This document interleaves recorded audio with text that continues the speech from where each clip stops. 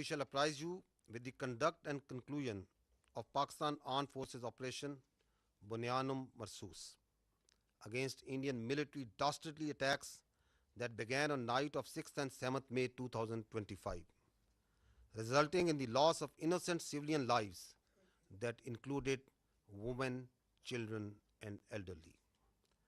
Pakistan had vowed justice and retribution for reprehensible Indian military aggression and brutal killings of our citizens. Alhamdulillah, Pakistan Armed Forces have delivered the promise made to our people. I begin by thanking Almighty Allah for His infinite blessings, mercy, help, and divine support, as He has ordained the believers to retaliate whenever they are wronged. We bow our heads to Him in utmost humility to have enabled us to translate our resolve into decisive actions in the battlefield. Our hearts and sympathies are with the wards and families of the Shohada, who sacrificed their lives for the beloved country, and our prayers are for the quick recovery of our injured countrymen. We extend our heartfelt gratitude to every officer, soldier, airman, and sailor of the Armed Forces of Pakistan who made this success on the battlefield possible through their courage, professionalism, and sacrifice. The Armed Forces of Pakistan express their profound appreciation and gratitude to the brave Pakistani nation, whose moral strength, resolve, and above all, wholehearted support and prayers remained unwaveringly with us during these testing times, which became a force multiplier for the armed forces of Pakistan.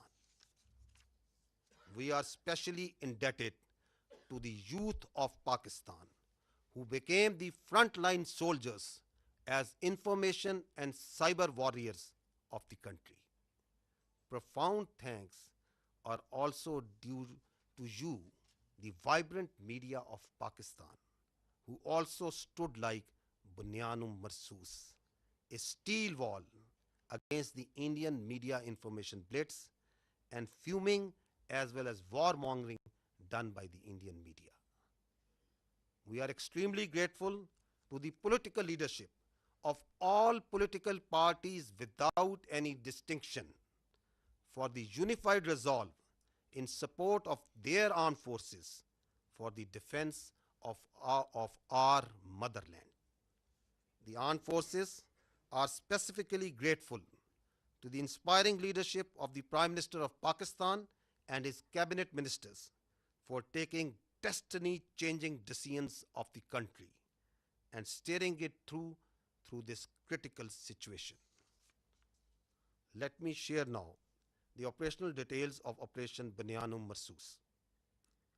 Ladies and gentlemen, Pakistan's response was a textbook demonstration of integrated tri-services jointness enabled by real-time situational awareness, network-centric warfare capabilities, and seamless multi-domain operations. This synergy across air, land, sea, and cyber domains allowed for precision engagements, overwhelming lethality, and rapid tempo. All platforms operated in synergy, delivering coordinated effects at carefully selected decisive points. Using precision-guided long-range Fateh series missiles F-1 and F-2 of Pakistan Army, precision munitions of Pakistan Air Force, highly capable long-range loitering killer munitions, and precision long-range artillery.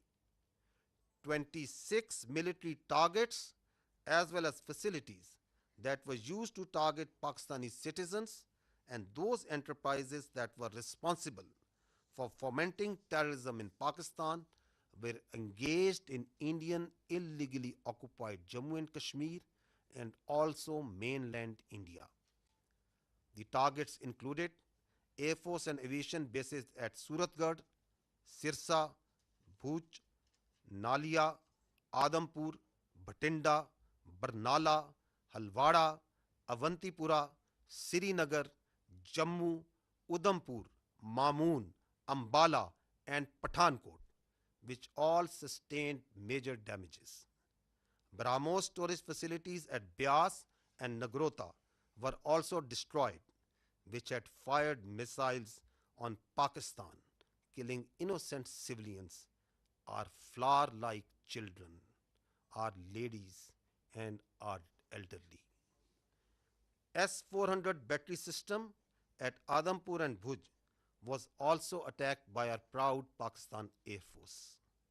Military logistic and support sites which helped sustain this unlawful operation against innocent Pakistani civilians, like Field Supply Depot at Uri and radar station at Poonch, were also targeted.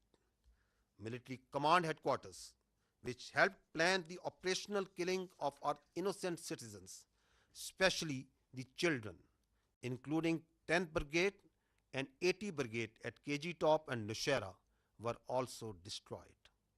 Facilities which harbor, train, and capacitate proxy elements that perpetrate terrorist attacks inside Pakistan, which kill innocent civilians, were specifically identified and destroyed. These include intelligence fusion support units and its forward field elements at Rajouri and Nowshera. Across the line of control, military elements including headquarters, logistic bases, artillery position and posts that had caused civilian casualties in Azad Jammu and Kashmir through unprovoked artillery and small arms fire were relentlessly targeted and heavily damaged until they raised white flags and asked for restraint. India used drones to violate Pakistani airspace to intimidate our civilians and spread fear. All through Operation Banyanum Marsoos, dozens of Pakistani armed drones hovered over Indian major cities and sensitive political and government facilities, including their capital, New Delhi. And from Indian illegally occupied Jammu and Kashmir all the way up to Gujarat to manifest clearly our lethal long range unmanned capability to indicate the futility of the use of this domain in warfare. Pakistan Armed Forces also carried out comprehensive and effective cyber offensive to temporarily cripple and degrade critical infrastructure and services that were being used by Indian armed forces to sustain their operations. Let me tell you that Pakistan Armed Forces possess an adequate suite of very sophisticated niche military technologies, all only some of which were used with restraint in this conflict, and there are many more such capabilities being kept as future surprises. Despite all this, let me say that compared to Indian relentless provocations, Pakistan's military response has been precise, proportionate, and still remarkably restrained. It was carefully calibrated to avoid civilian casualties and has exclusively targeted those entities and facilities which were directly involved in orchestrating and executing cold-blooded killings of Pakistani civilians and those carrying out terrorist attacks inside Pakistan. We must also inform you that Pakistan also sustained an abnormal and immediate spike in Indian-sponsored terrorism across Khyber Pakhtunkhwa and Balochistan while we were busy in operations on the Eastern Front. This vindicates that India is directly involved in fomenting terrorism in Pakistan, and its proxies were fully operationalized during this time to distract our attention. Pakistan Armed Forces are resilient and simultaneously With the conduct of Operation Bunyanum Marsus, we carried out most effective counter-terrorism operations in the western region without any pause. Operation Bunyanum Marsus has been a great example of coming together of all elements of national power with overwhelming support of Pakistani public to effectively counter the threat to our national sovereignty and integrity and the threat to our great motherland. No one should have any doubt that whenever our sovereignty would be threatened and territorial integrity violated, the response would be comprehensive, retributive, and decisive. Pakistan Armed Forces thank and salute the Pakistani nation for its courage, resilience, and national fervor during this conflict. Let me finish with the Quranic verse from the Surah Anfal. وَيَمْكُرُونَ وَيَمْكِرُ اللَّهُ وَاللَّهُ خَيْرُ الْمَاكِرِينَ. They plan and Allah plans, and Allah is the best of planners. Pakistan Zindabad, Afwaj Pakistan Paindabad. Now, ladies and gentlemen, I will read out this statement in Urdu for our citizens of Pakistan in general. بسم اللہ الرحمن الرحیم.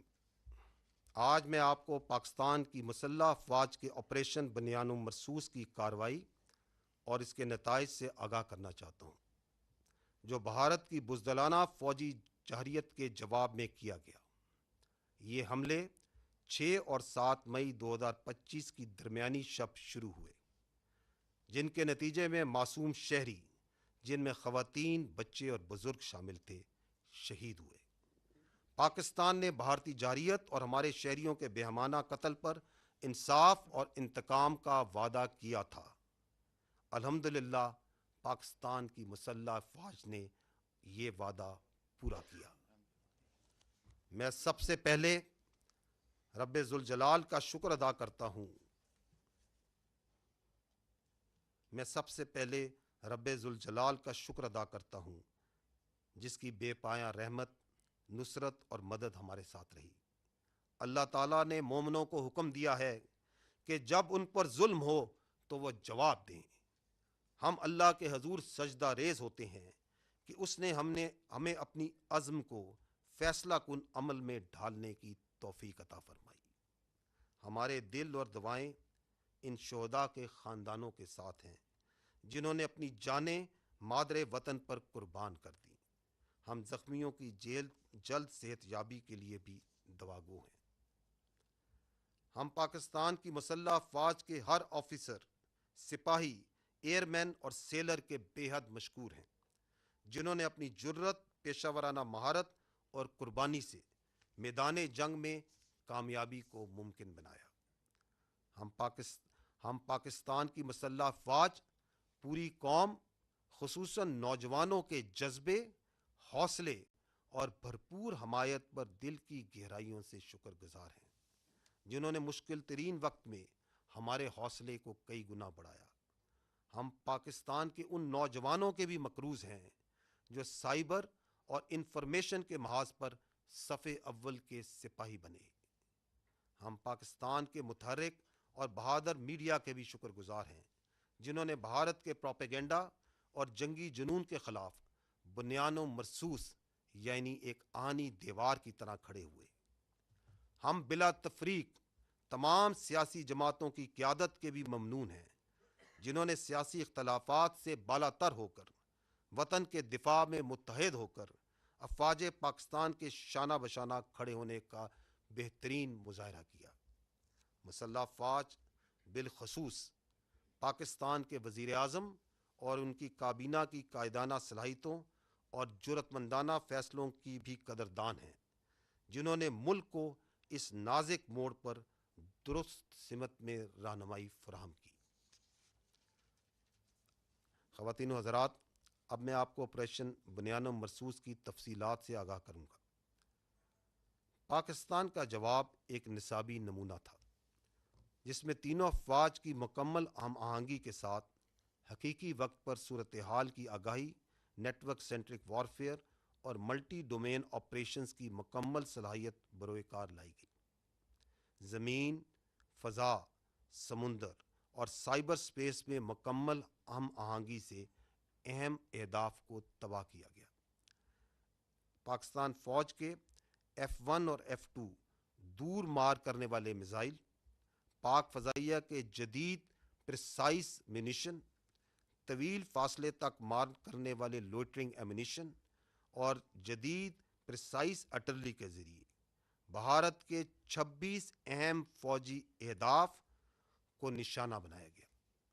وہ تنصیبات جو پاکستانی شہریوں کو نشانہ بنانے کے لیے استعمال ہوئیں، اور وہ تنصیبات جو پاکستان میں دہشت گردی کو فروغ دینے میں استعمال ہوتی ہیں، اور ان تنصیبات کو نہ صرف بھارتی غیر قانونی زیر تسلط جموں و کشمیر میں بلکہ بھارت کے اندر بھی نشانہ بنایا گیا۔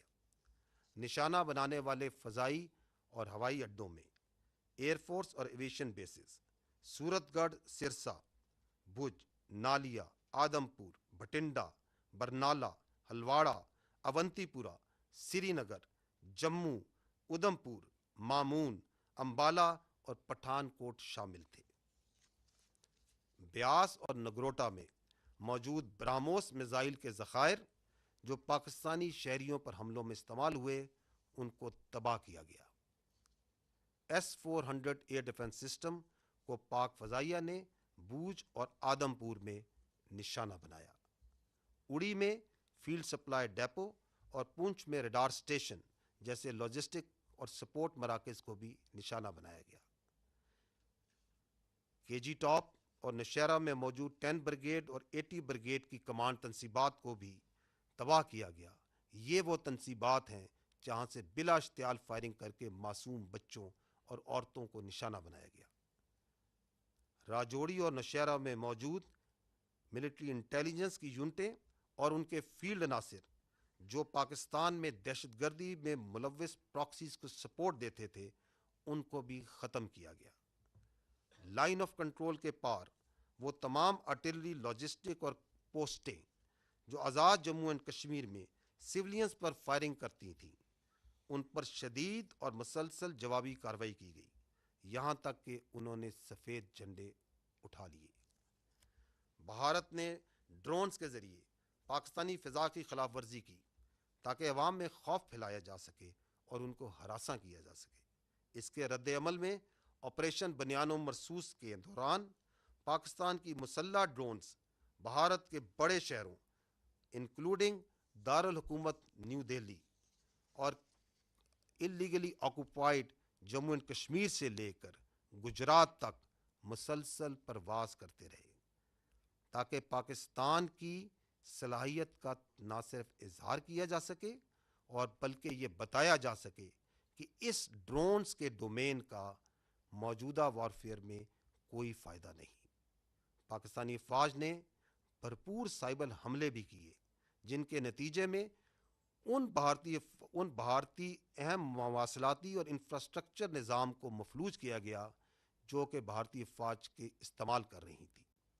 یہ یاد رہے کہ پاکستانی افواج کے پاس ایسی کئی جدید جنگی صلاحیتیں موجود ہیں جن کا کچھ کا استعمال اس تنازع میں محدود سطح پر کیا گیا، اور کئی صلاحیتیں آئندہ کے لیے محفوظ رکھی گئی ہیں۔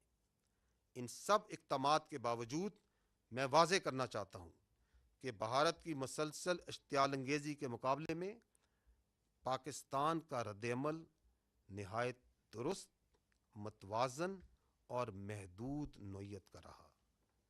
ہر ہدف جو ہمارے معصوم شہریوں کے قتل یا پاکستان میں دہشت گردی میں براہ راست ملوث تھا، ان کو احتیاط سے نہ صرف منتخب کیا گیا بلکہ انشور کیا گیا کہ عام شہری متاثر نہ ہوں۔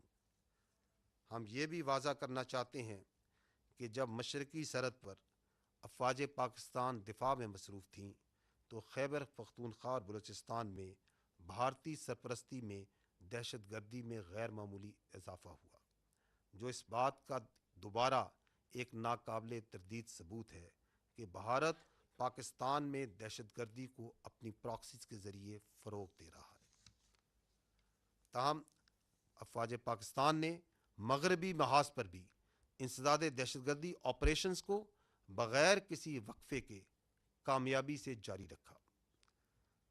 خواتین و حضرات، آپریشن بنیان و مرصوص ایک ایسی شاندار مثال ہے جہاں قوم کی تمام طاقتیں متحد ہوئیں اور متحد ہو کر مادر وطن کے تحفظ کے لیے کھڑی ہو گئیں۔ کسی کو بھی کوئی شک نہیں ہونا چاہیے کہ جب کبھی ہماری خود مختاری یا سرحدوں کی خلاف ورزی کی گئی، ہمارا رد عمل جامع، جوابی اور فیصلہ کن ہوگا۔ افواج پاکستان پاکستانی قوم کو اس کے حوصلے، عزم اور حب الوطنی پر سلام پیش کرتی ہیں۔ اور آخر میں سورہ انفال کی ان آیات پر ختم کرنا چاہوں گا، وَيَمْكُرُونَ وَيَمْكُرُ اللَّهُ وَاللَّهُ خَيْرُ الْمَاكِرِينَ۔ وہ تو اپنی تدبیریں کر رہے تھے اور اللہ اپنی تدبیر کر رہا تھا، اور وہ سب سے مستحکم تدبیر کرنے والا ہے۔ پاکستان زندہ باد، افواج پاکستان پائندہ باد۔ اب میں آپ کو اس آپریشن کی مزید جزیات سے آگاہ کرنے کے لیے آپ کی توجہ اسکرین کی جانب مقبول کرانا چاہوں گا۔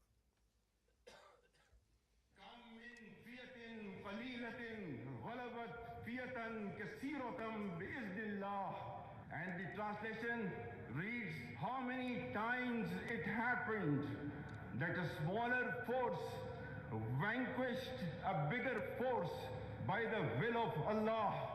History has proven that the complete nation and its armed forces have always stood together with all their might against any act of aggression.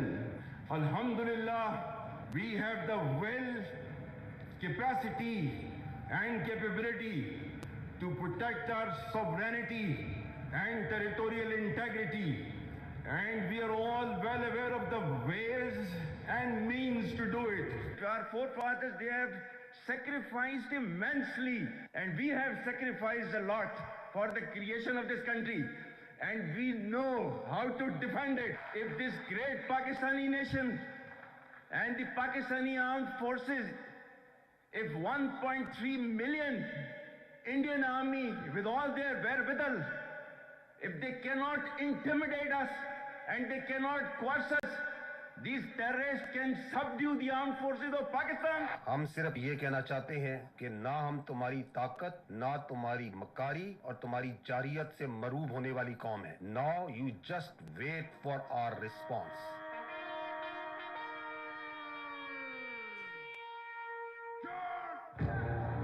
Bismillah ar-Rahman.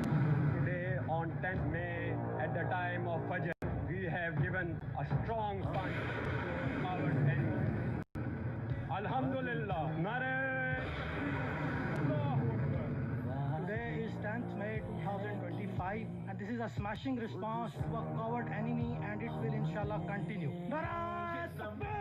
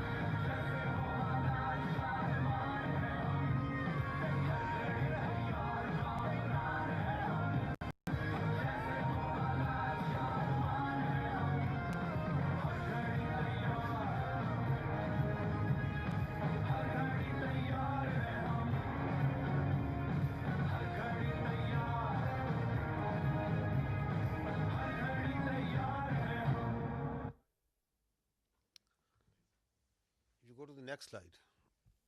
If you remember, the armed forces of Pakistan promised you three things. We told you that we will give a befitting response to Indian aggression. We told you and we told the nation that, however, this response will be at the time, place, and method of our own choosing. And we also told the nation that when we will hit the Indians, the entire world will come to know. And we also told that you will not require the Indian media to report to you the phantom strikes that they said that Pakistan is taking place. Didn't we tell you all these three things? We told you. And we also told you that as these armed forces say, we ardently love to embrace Shahadat far more than you fear death. So gentlemen, this is how it culminated. Now I will show you another clip which will tell you the story. Pakistan says the country has launched a retaliatory military operation against India.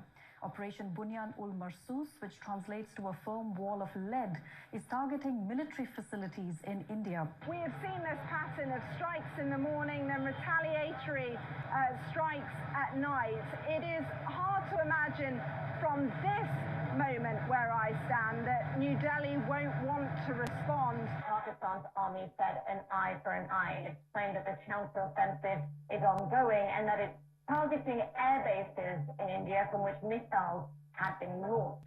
Just after morning fresh, there were series of loud explosions were heard across Jammu and Kashmir, including Uri, Nagrota, Jammu, Udhampur, as well as a major cities of Srinagar and Jammu. Pakistan decided to launch a massive retaliation that included fixed-wing aircraft, as well as drones, and also cyber attacks. They hit 8 air bases inside of India and Indian-controlled Kashmir. Important distinction, these are India proper as well as in Indian-controlled Kashmir. And those air bases, one of them they say that they've hit a sophisticated air defense system, and another one that they say that they've taken out a missile storage tank. Pakistan's military says the strikes are in retaliation for what it calls Indian aggression. Islamabad claims it has hit multiple military targets near the line of control. Pakistan responded with a relentless, a massive barrage of missiles and rockets, they say, Pakistan says,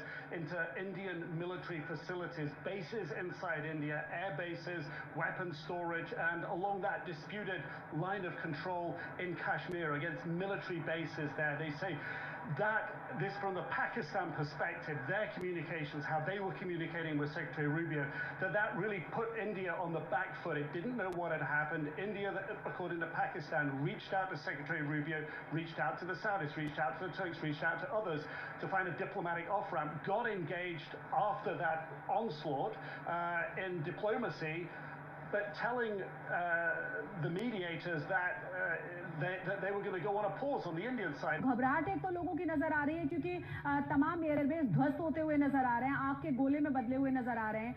सबसे ज्यादा जो चर्चा है वो ये कि जब आप अपने एयरबेस को नहीं बचा सकते तो जनता को क्या बचाएंगे। बड़ी खबर निकल के सामने आ रही है, पठानकोट एयरबेस ते हमला होया है। जी हां, दादी के पठानकोट एयरबेस ते हमला होया, दूसरे पासे जम्मू एयरबेस ते हमला होया।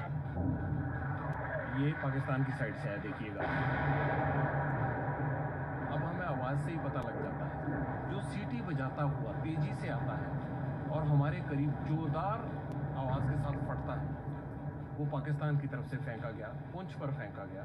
देखिए उन्होंने जो किया है, पठानकोट, पठान हमारा आगे जिसको हम कहें एडवांस एयरबेस है, बहुत है। उन्होंने उधमपुर में किया है, ये किया है श्रीनगर के पास में किया है, अवंतीपुर में। सिरसा को आपने बताया एयरबेस है वहां पर, उसको उसने टारगेट किया है, और तो वो ड्रोन्स के साथ साथ अपनी बड़ी मिसाइल भी दाग रहा था। पूरी तरह से धमाकों की जो आवाजें हैं वो राजौरी, पुंछ के साथ साथ जम्मू के अलग अलग इलाकों में यहाँ पर सुनाई दे रही हैं। पाकिस्तान बिल्कुल आखिर में ये इस्तेमाल करेगा और पाकिस्तान को शुरू में ही इस्तेमाल कर रहा है। और भी बहुत सारे मिसाइलों का जखीरा है और इससे भी ज़्यादा कारगर मिसाइल है. The attacks that have been coming in from the Pakistani forces, we saw how they lit up the entire border area all the way from the north in Kupwara, in Uri, where the ceasefire violations were taking place. Then we saw the drone strikes which were taking place in the Jammu area, all the way down to Bhuj. There were several attacks coming in from the Pakistan side, several drone strikes which were coming in from the Pakistan side. So again remember and see that didn't the whole world hear and report? Because that's what we promised. Your armed forces promised and delivered that. Now I would like to draw your attention to the next clip, that how the Indian Ministry of Defense itself reported this.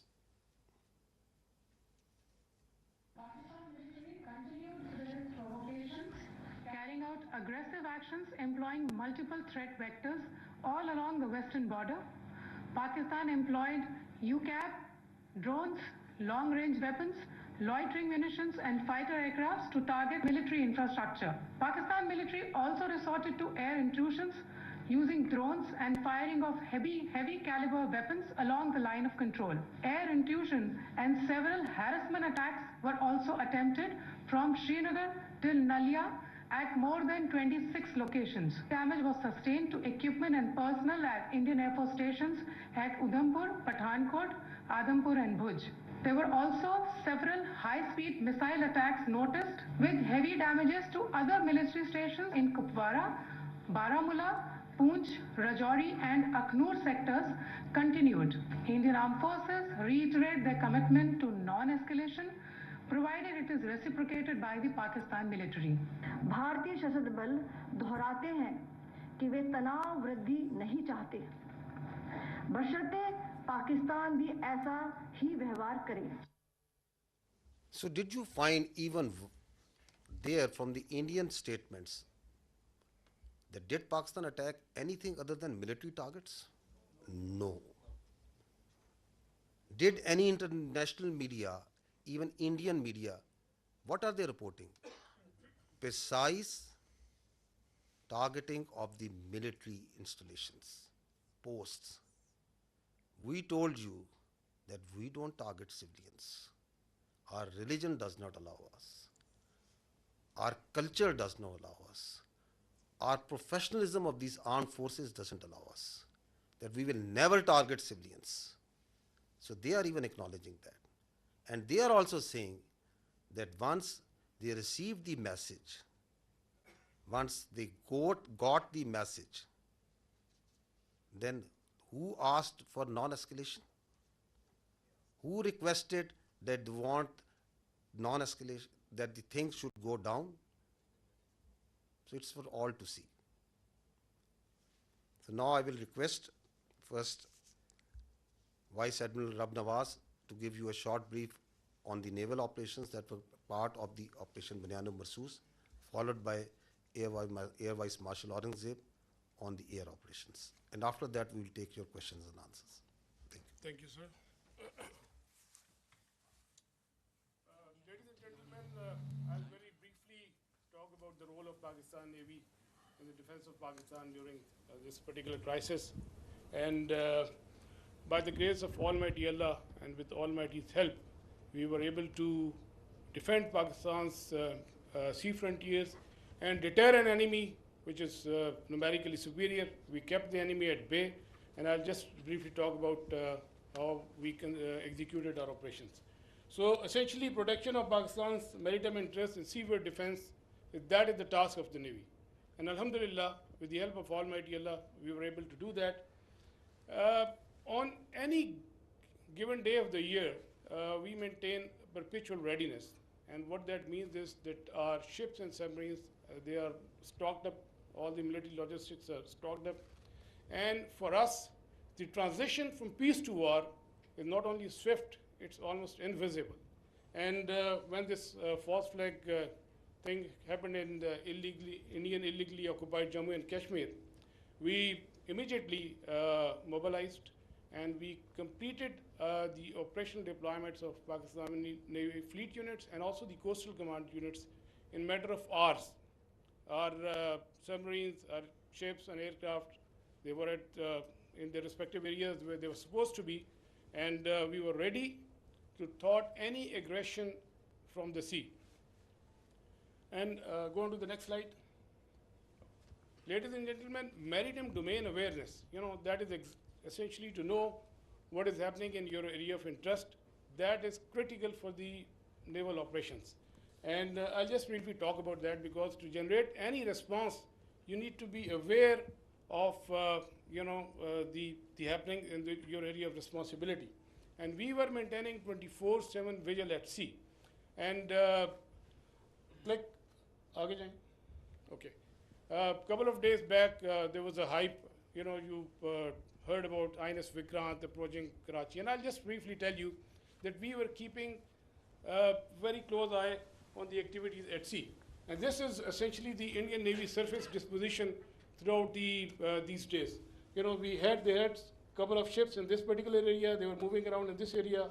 Another ship off Salala, which was operating over there. And this is Mike talked about the Indian carrier. We were monitoring it right from the day one.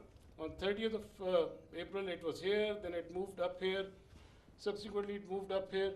And on the night of 6th and 7th May, it was back, close to Ratnagiri, very close to Mumbai. And then on 9th May, it was here, essentially 400 nautical miles away from Pakistani coast. And again, then it retreated back close to Mumbai. So we were keeping a very close track on this particular carrier movement. And there was no cause of concern at any time. If the carrier comes closer to 400 nautical miles and even closer, that essentially simplifies our problem. So we were the Pakistan Navy Maritime Air Arm in coordination with the strike component of Pakistan Air Force. They were cockpit ready to generate any kind of response at that time, at all times. And I was in constant communication with the Deputy Chief of Air Staff, Air Vice Marshal Aurangzeb at all times.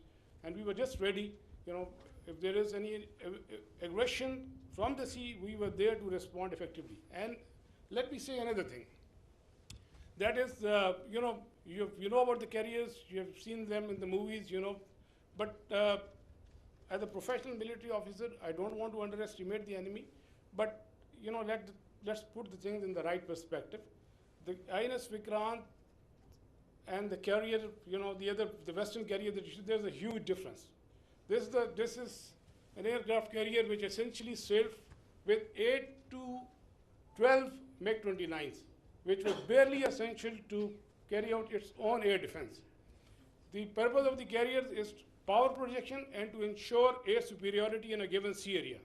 So with this, less said the better. This is simply not possible, and the Indian Navy exactly knew this, and that is precisely why on the 9th of 6th and 7th, when they carried out this cowardly attack on the civilians, they moved this carrier to the safety of their own coast, well away from Pakistan's strike capability, close to this Ratnagiri area.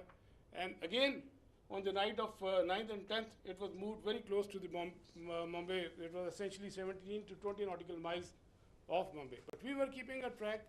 We were fully aware of their movements in this area, and we were always ready to generate a response in coordination with the Air Force, especially in case of the aircraft carrier.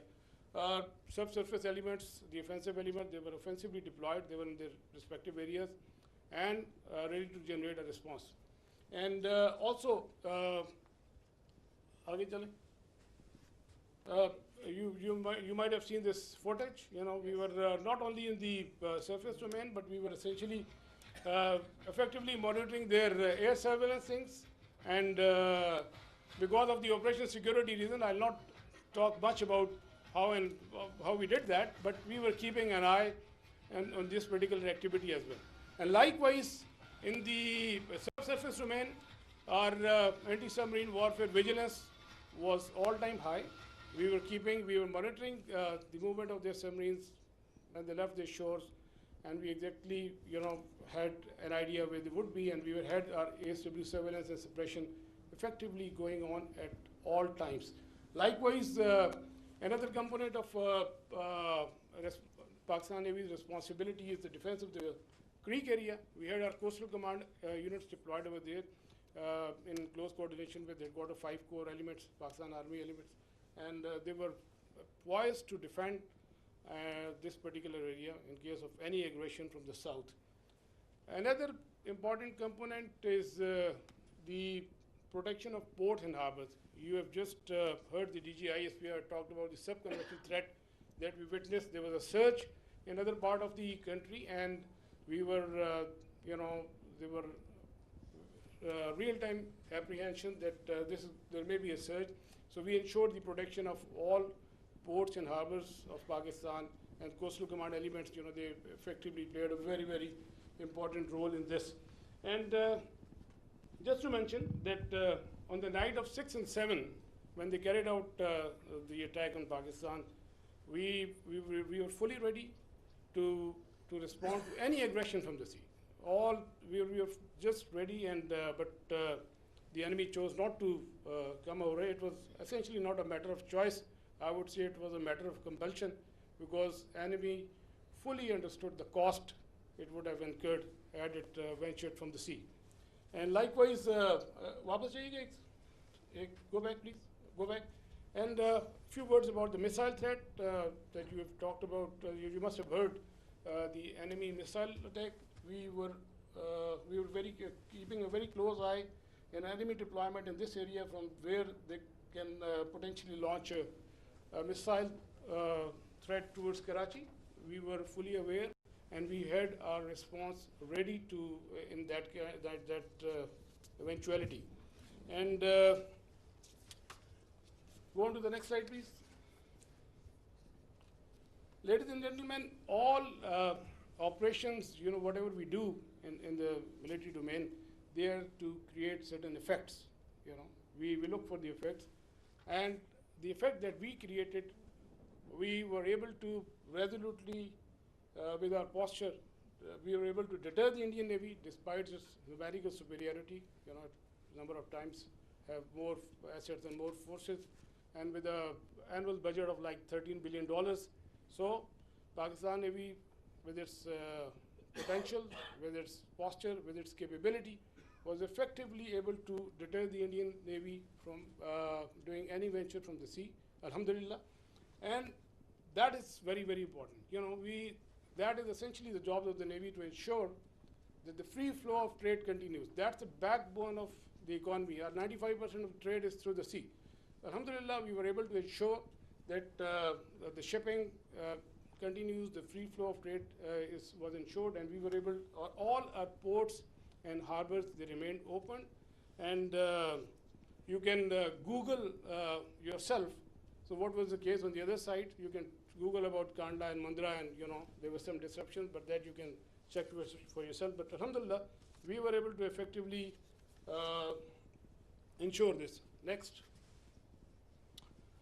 We had a wonderful inter-services synergy, very effective communication, and like I said, I was in constant touch with the DGMO and the Deputy Chief of Air Staff Operations.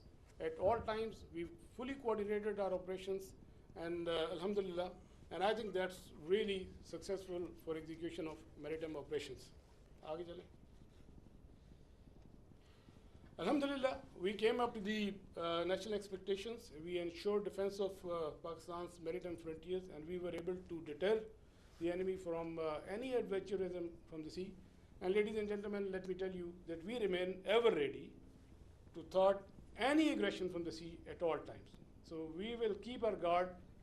We always keep our guard, and inshallah we will keep our guard in days to come. And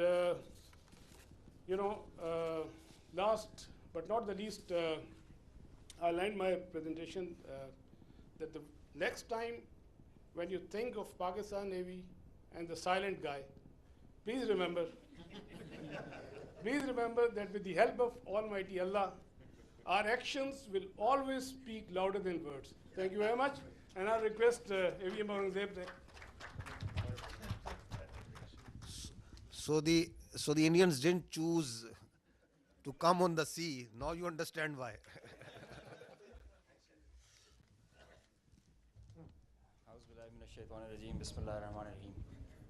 وتعز من تشاء وتذل من تشاء بيدك الخير وهو على كل شيء قدير. On behalf of Pakistan Air Force, Chief of the Air Staff, Pakistan Air Force, I stand here with you all with deep-rooted humility and gratitude. I'm so thankful for Allah helped us in achieving whatever we desired, even whatever we deserved, more than what we deserved. For being able to be up to the task for PF, as they say, second to none. Ladies and gentlemen, as the DGISPR mentioned, I am Deputy Chief of Air Staff Operations. I'll pick up from where I left day before yesterday. PF versus IF, 6-0. The PF's response has strengthened Pakistan's national security, alhamdulillah. And it has even strengthened our commitment, the enduring commitment the PF has for stability and peace. But I have no doubt, and I can say with assurances, that the real genius and the mastermind, the cerebrum behind the design and the aim and the structure, the game plan of PF was the Chief of the Air Staff, Air Chief Marshal Zahir Ahmed Babad Sidhu.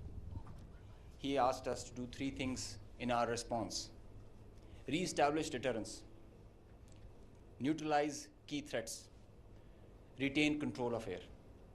And I will show you in my presentation how we try to do that. Slide.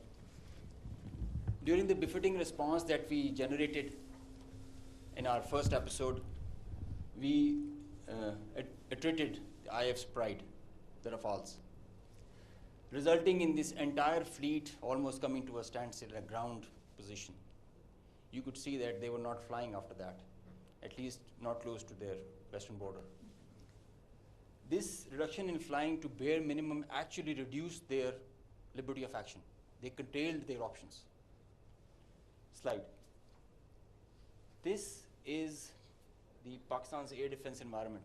Pakistan air defense environment is offensive, it's integrated, it's credible. And I'll show you. IF initiated having no space with their manned aircraft. They initiated with their unmanned aircraft operations, targeting Pakistan's civilian population and their infrastructure. Here you see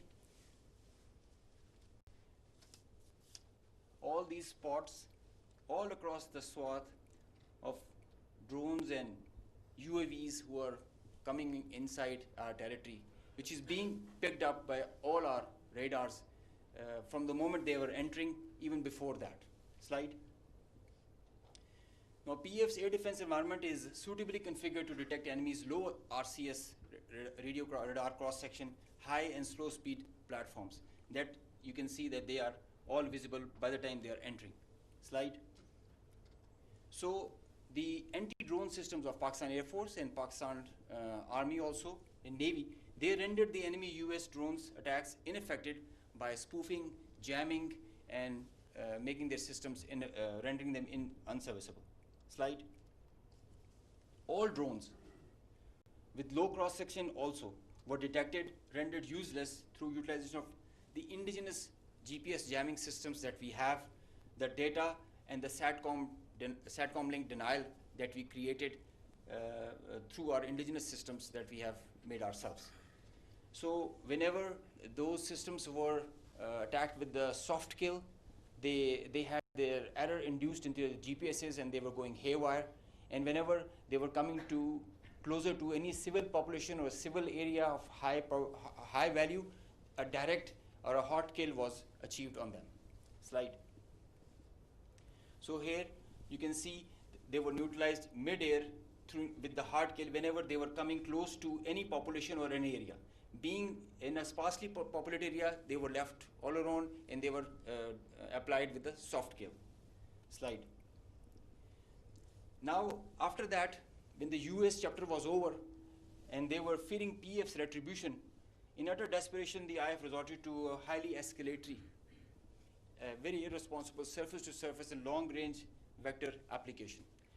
You can see this is Suratgarh and this is our base Rafiki. This is our eastern border, and you can see the BrahMos, high-speed BrahMos traveling almost at 3,000 kilometers per hour who are going over there and coming, numerous, one after another. And now they were being attacked with PF's soft kill. We were inducing the errors into them, into the GPSs, which increased their CEP.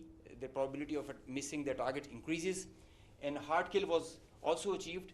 Here you see one of the US has gone, if by the end of the slide you see one of the US has overshot the target and gone ahead. This is the radar picture. You can see that they are going, this target will, this BrahMos will miss the target and will go ahead and fall in some no man's land. And they are being, one after another, they are coming back, crossing the borders. They are being picked, they are being picked as soon as they are being launched. So real-time launch, mid-flight and terminal phase of all SSM, PF has the capability. Our air defense system, as I just mentioned, is very offensive, integrated, and credible. So here you see that they are being launched from Bhuj area. This is the southern part of the country. And this is our airfield Bhulari. You must have mentioned, you have seen there were a lot of mention from the our counterparts. Here you see this BrahMos is coming. It's almost reaching the target, and you'll see when we will apply the soft kill, look what happened to it. It moved left and then disappeared towards the ground. This is the radar evidence that we have that there so many of their vectors missed the targets. A lot of them did make because they were throwing like hundreds of them. Next slide. There is one more very interesting thing that I would like you to all see. This is where it is launched from our eastern side towards Jaisalmer. This is our airfield Shahbaz, Jacobabad. Now this BrahMos is crossing on top of Shahbaz, and it is going towards our western border, almost to our neighboring country, towards that. You can see this is going there, it's going ballistic.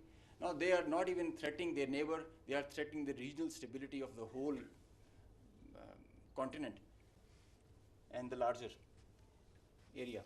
So effective sensor to shooter grid that was made by PAF and the potent hardened soft kill capability that led to the missed target opportunities for lots of their surface to surface and long range vectors.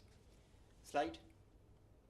Now this is another thing that I want you to all to see. This is a launch of a high speed projectile that has been launched from their area surrounding Adampur.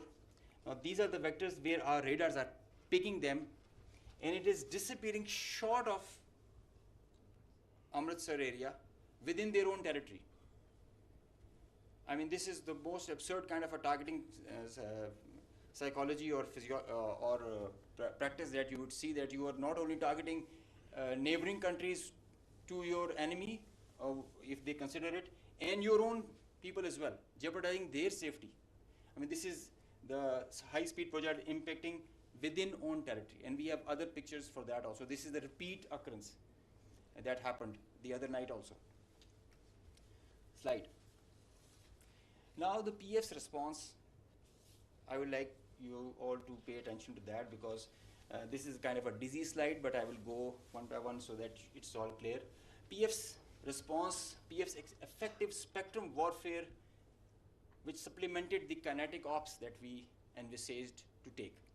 The integrated, seamless, synchronous utilization of EW, cyber, and space domains, coupled with the synergetic all-domain offensive response, which orchestrated following a very intricate targeting mech, the mechanism that we undertook to engage the targets, of swift, calibrated, effect-based approach to operations, which was undertaken across complete swath of the Indian Western Front. Now you have seen in the video montage that the whole border was exposed by PF and our armed forces. So starting from the north across LOC till Kandla, with targets including airfields, ammo dumps, as far and as deep as Delhi. You can say something about Islamabad, which is a stone's throw distance, and Delhi, with, as the DGISPR mentioned, some other cards up our sleeves with more ranges.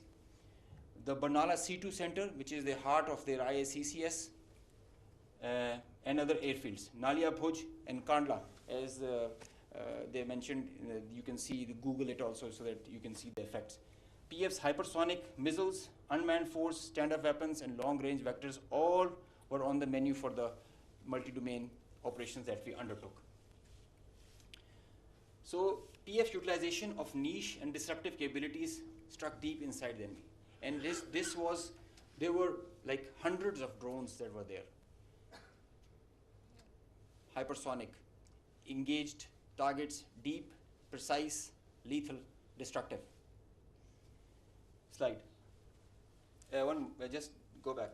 I will explain the slide that is coming ahead. So our aim was to achieve ascendancy in effects so that we manage the escalation. Throughout the conflict of whatever length it was, we had the escalation management at our side. So within a short span of time of couple of hours, we had really saturated our friendly neighborhood. Next slide. This much talked about S-400 threat. As I mentioned that we were giving special attention to the Rafales in the air, so we gave our remaining part of our attention to the S-400 on ground. Now identifying S-400, attacking them is a easier part than identifying it on ground because it is mobile, it's a high value thing, and you guard it. It's kind of a center of gravity. So we were tracking through our satellite imagery well before the hostilities, as we usually do. So we had pinpointed S-400. As you can see, we knew that this is parked. It's cheeseboard radar, and the other part of the radar, the other constituents of the whole S4 battery. Slide. These coordinates, go back, these coordinates were ortho-rectified by our space department so that you have a very precise engagement. Whenever you are throwing and employing long-range vectors, you really need very precise coordinates so that you don't miss. So S-400 was at Adampur was targeted like that. Next. As I mentioned, some niche technologies and capabilities were employed. So our loiter munition and killer drone strike at PF. At Udhampur, you can see this was their complex and command and control, magnified before and after. It's not there. Now these kind of pictures, loads of pictures are there for targets. So I need not to show them. They were saying it themselves, as you saw on the montage. So PF's response remained very effective, very potent, and very effect-based. Slide. Time and place of own choosing, displaying bold, aggressive, and unwavering resolve of military leadership. Now I must take a moment to mention what kind of a pressure you have when this kind of a conflict arises, and I must appreciate the leadership, both the Chief of the Army Staff and Chief of the Air Staff, both. They were both very resolute and very clear in giving instructions to all of us who are the players towards the Navy, Army, and the Air Force. And that is perhaps the reason we were so sure about it, what we have to do. In speed and direction, sometimes you have to prioritize direction more than the speed. So we had the correct directions to follow. Slide. With unprecedented reach, precision, lethality, while avoiding collateral, as we have seen in the video montage. PF hit maximum number of IF airfields in a single operational package since 1971 because they crossed the international border since that, so we had to do that. Slide. While re-establishing deterrence, Pakistan negated the setting of a new normal under the hegemonistic design of a supremacist regime through swift and effective response. Slide. On a closing note, from Pakistan Air Force, PF remains committed to ensure Pakistan's airspace sovereignty and pursue peace with strength. Thank you. So, ladies and gentlemen, after these presentations, you can understand that Army, Air Force, and Navy, the tri-service synergy that was exhibited, and all the three services acted jointly like one body. And just a mention on the air bases that were targeted by the Indians. We have the post damage assessment report from all. There has been certain infrastructure damage. Of course, there has been. Only one aircraft has minor damage, which will be repaired and soon operational again. So, because the air defense system of Pakistan worked efficiently and very effectively. A few examples of that have been given to you by the AVM Aurangzeb. The drones that came in, 84 was shot and they never went back. And we also promise you that they can send anything. Whatever they will send, it will not go back. So that's a promise also that we kept. So now we can start with the question and answer. And before that, we again first bow our heads in humility to Almighty Allah for giving us this great success, and the people of Pakistan for the support that was with the armed forces. And the armed forces and the people of Pakistan were one body again. They worked together for thwarting this threat against this motherland. So we can have the first question.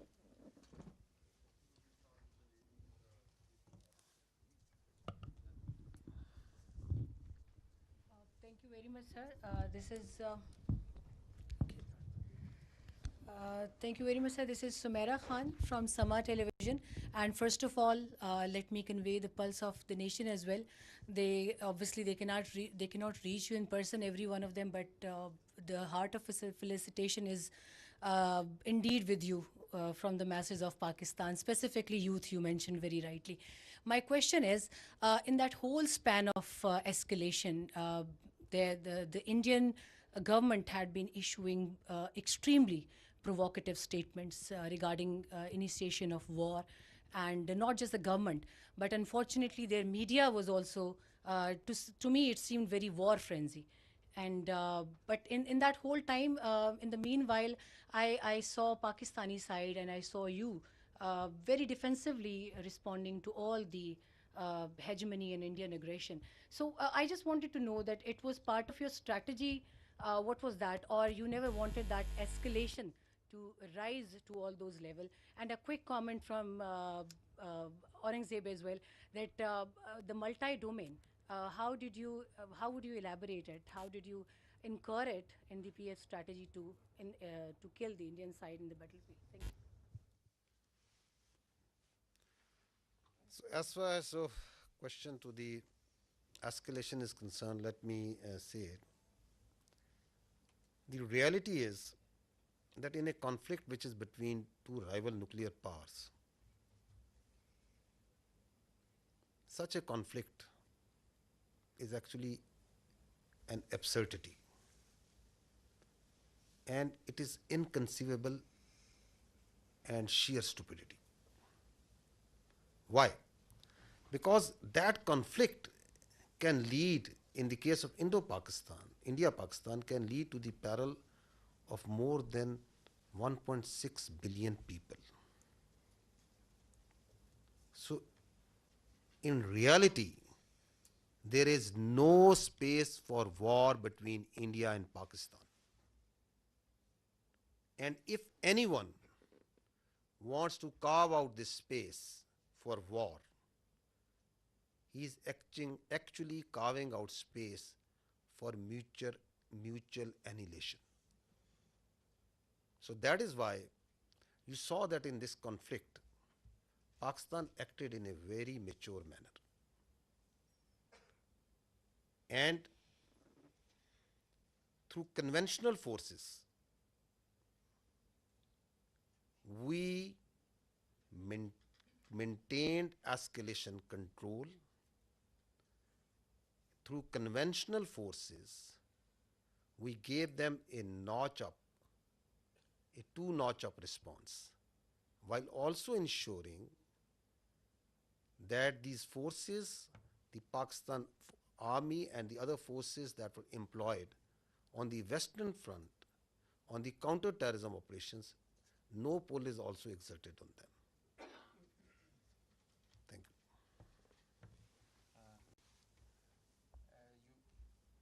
Can you hear me? Okay, you just asked regarding the multi-domain operations.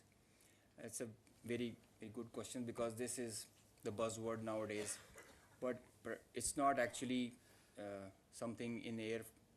It's a actual real milestone for PEF. You know, the warfare has changed drastically, and so has everything that is associated with it. It's not the erstwhile concept where you can just get the number of aircraft in air and see. It's called a new AMSO, the electromagnetic spectrum operations. It's a whole new environment that is there. And everything that is regarding Air Force and in the air, it's concerning the electromagnetic spectrum. Now, air supremacy has to be preceded by a spectrum supremacy. And if you control the spectrum, you control the conflict. So Pakistan Air Force, and especially this is a thing that is pursued so vigorously by Chief of the Air Staff, that we have to have that spectrum warfare capability. And you saw how we manifested it. It is a combination of EW, space, cyber, air, land, and sea, command, control, communication, infrastructure, information. All these things, they are in the wider spectrum of electromagnetic operations. And that is how you create an environment. You create a EW web that you manifest in the whole operations. It has to be choreographed at each step, and when to administer what. And it has to be preconceived. I mean, you can't do it randomly, and you cannot just do it on your whims. So you have to understand the whole idea and whole architecture. It might get pretty technical, but multi-domain operations is the need of the day, and all those air forces who kind of relegate it, they end up in the wrong side of the barrel. So Pakistan Air Force prioritizes it. We have our own Spectrum Warfare Operations Center, which is controlling the even in a small battle or an engagement to a larger campaign. Because now all the players who are there, all aircraft, they have so much of sensors, and there is so much of fusion going on, the data links, the software defined radars, they're all thriving on the electromagnetic spectrum or being challenged by it. So each player is taking a campaign level decision, the kind of information he is having. And if he doesn't get that information, he is redundant. So electromagnetic warfare is the need of the hour, and multi-domain operations is what carries you, propels you to perform and achieve the mission success with mission survivability, denying the same to the enemy. Thank you. My name is Kiran. I'm from the Khorasan Diary. Sir, I have two questions on what basically I need confirmation. Is that one, when President Trump tweeted about the ceasefire, they said that Pakistan and India can talk in a third country. और अभी जो शाम में Indian authorities की meeting press conference हुई है, they said that the DGMOs spoke, in which Pakistani DGMO asked for ceasefire first, and tomorrow there is a call already planned at 1200. Meanwhile, the IAF said that their operation is still continued. So what is Pakistan's strategy tomorrow when the two DGMOs are going to talk? And the second thing is that, as international media also reported, that Pakistan has Indian pilot in the custody. So do we have Indian pilot in our custody? And if we have, are we going to return her or him? So I can confirm you very clearly, we don't have any pilot in custody. This is all social media chatter. This is all part of the multiple source of fake news and propaganda that has been generated from multiple sources. As far as your first question is concerned, let me say it very clearly and put it on record. Pakistan never requested. The fact of the matter is that on the night of 6th and 7th May, once those ghastly and cowardly attacks were made, the Indians requested after those attacks. And Pakistan gave a very clear response that we will communicate back only after we have given the response that this and retribution that this act deserves. So on 10th of May, after that response and retribution, that just retribution, targeting not the civilians, but those military establishments, those units, those places from where the attack on the civilians, the innocent civilians, the children was made once they were neutralized and taken out. And on the request and intervention of the international interlocutors, we responded to the already made request of the Indians. And if you see publicly, what's on the public record? What I have shown you just now. What was the public position of the Ministry of Defense of the Indian Armed Forces? Who was asking for non-escalation once the just retribution of Pakistan Armed Forces have gone?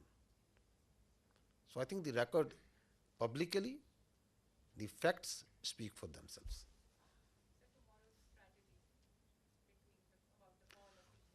You want me to make public that what strategy are we going to adopt?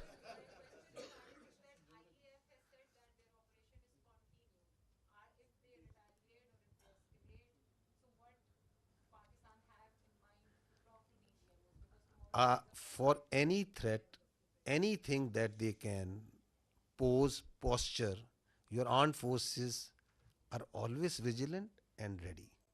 We have proved it on ground multiple times. We can prove it. So, and we don't respond. And we are not here for a response that what they said. And so it's not that what they said that I have to say.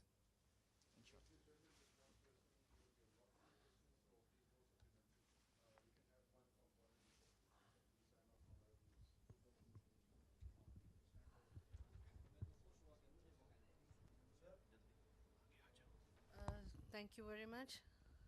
Okay, I'll come to you after that. Thank you very much. Saima Shabir from Arab News.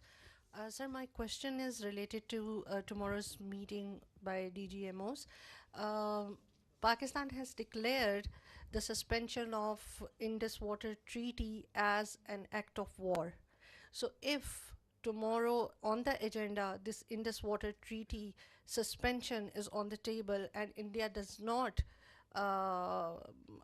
call it off, I mean, it does not regulate it again, and it is suspended till the time. So what would be the strategy by Pakistan Army, because Pakistan has called it an act of war?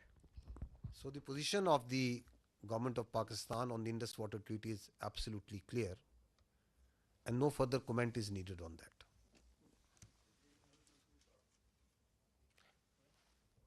Our Turkish friend over here is raising his hands again and again.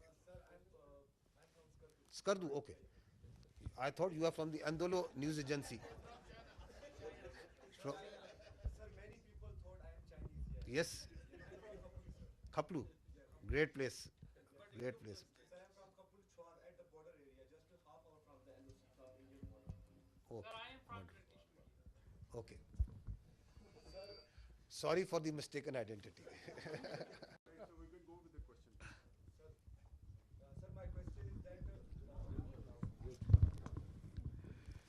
Ahmad Mansoor 24 news से ताल्लुक़ है। General साहब, हमारी जो forces की leadership है उसके लिए बहुत कुछ कहने को है, लेकिन मैं सिर्फ ये कहूँगा कि जो बॉडी लैंग्वेज स्ट्राइक्स आपने की हैं इस सारे कन्फ्लिक्ट में, उन्होंने भी बॉर्डर पर बड़ा कुछ हिला के रखा है। सवाल सर मेरा ये है कि मसला कश्मीर एक ऐसा है कि उसकी वजह से दो एटमी जो ताकतें हैं वो एक खौफनाक जंग पूरी दुनिया को हिला के रख देती है। इस दफ़ा फिर यही हुआ। और अभी जो सदर ट्रंप ने अभी जो दूसरा ट्वीट किया है, उन्होंने मसला कश्मीर को एक मुतनाज़ा इलाका करार दिया है, उसका जिक्र मुतनाज़ा खित्ते के तौर पे किया है। तो इंडिया तो इसको अपने तौर पे इसको गैर मुतनाज़ा कहे बैठा है, लेकिन क्या ये एक बड़ा नादर मौका नहीं है, सुनहरी मौका नहीं है पाकिस्तान के पास कि अब इस जो कन्फ्लिक्ट के तनाज़र में, अब चूँकि दुनिया भी राब्ते में है, सबकी नज़रें हैं इस पर, तो पाकिस्तान दोबारा मसला कश्मीर को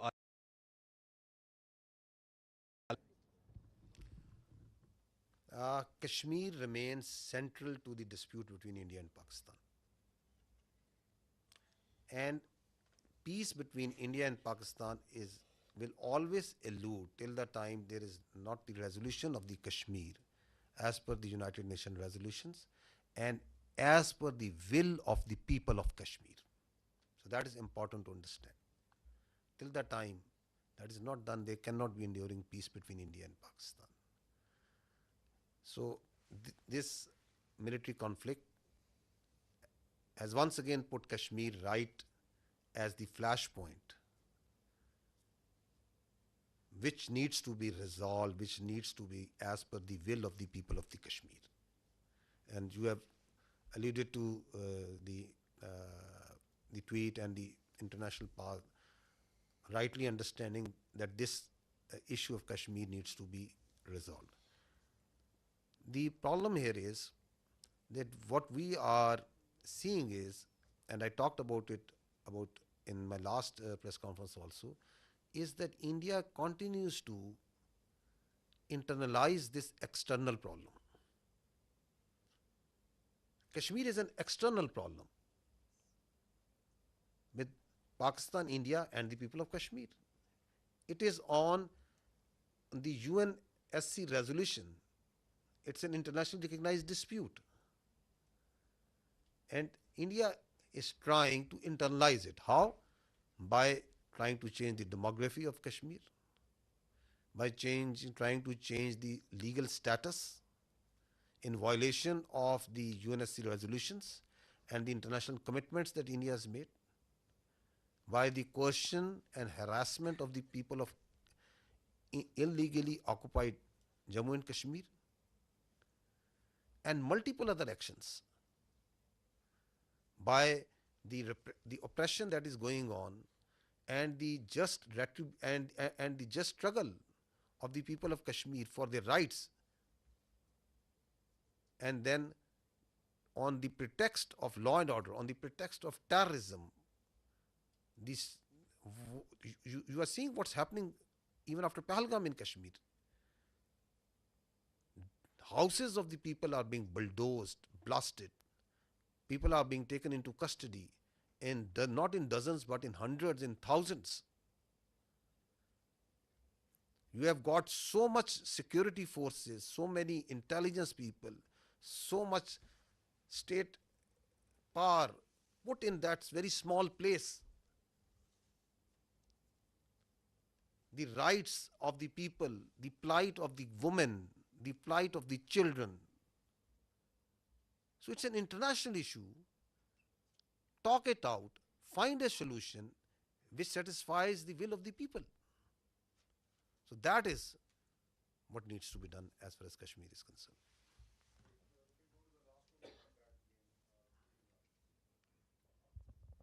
सर मोहम्मद इमरान सुनो न्यूज़ से सर मेरा क्वेश्चन ये है कि क्या इंटरनेशनल गारंटीज दी गई हैं कि जो सीज फायर है वो कोई लंबे अरसे के लिए सस्टेन कर सकेगा?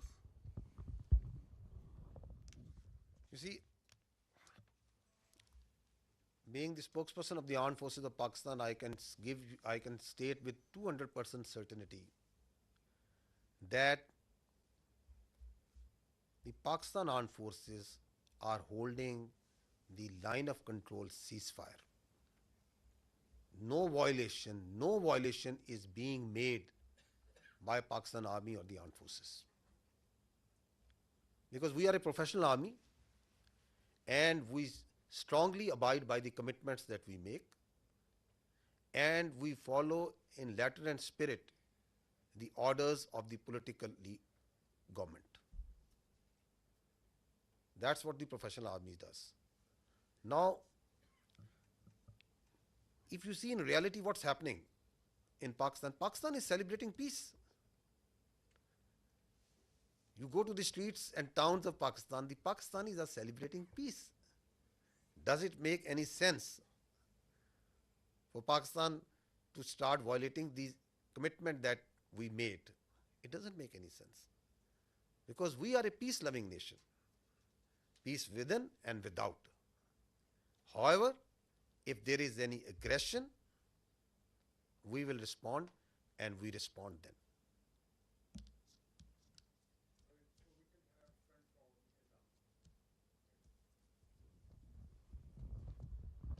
So thank you so much. My name is Raza. I'm from Iranian State News Agency.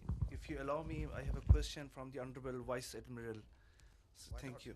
So we have seen the activities of the Navy before the escalation and the readiness. As the Indian Navy P-81 was being closely tracked and even seen on media, why Pakistan Navy decided not to shoot it down? And you refer to the limitation facing by the Indian aircraft carrier. Keeping in view the limitation of the Indian aircraft carrier, can you please explain us why India have not brought its carrier to, for so-called possible attack? Thank you very much. Thank you very much for the question. Okay. First of all, like I told you that the war is not fought in isolation by a single service. So, whatever we do, it's a very well coordinated effort. So, all actions are calibrated amongst the three armed forces at what time, what is to be done. So, at that time, when that was the video of 4th and 5th of May, we just demonstrated that we were keeping a very close vigilance. And I've mentioned our, the very effective coordination and collaboration with Pakistan Air Force. So I'll not go into those details because of the operational security reasons. But essentially, that was simply to send across a message that if we can track, so we can go to the next level, but that is based on the national decision-making. Like that's not an isolated. The Navy will always act in sync with all three services, and that would be a national security decision-making thing. So when the time will come for that to happen, so inshallah we will respond in that fashion. The aircraft carrier, I mentioned, for example, we can have that slide, Kazim, if he's here. So this is the aircraft carrier which is having 8 to 12 Big 29s, which is barely enough to carry out its own air defense. And aircraft carriers, if the Western air carrier, if you talk of the Ford class aircraft carriers, they carry like 75 plus aircraft. And the purpose is to project the power and to have the air superiority in a theater of war. Yeah. So, and that is how they influence operations from sea to land.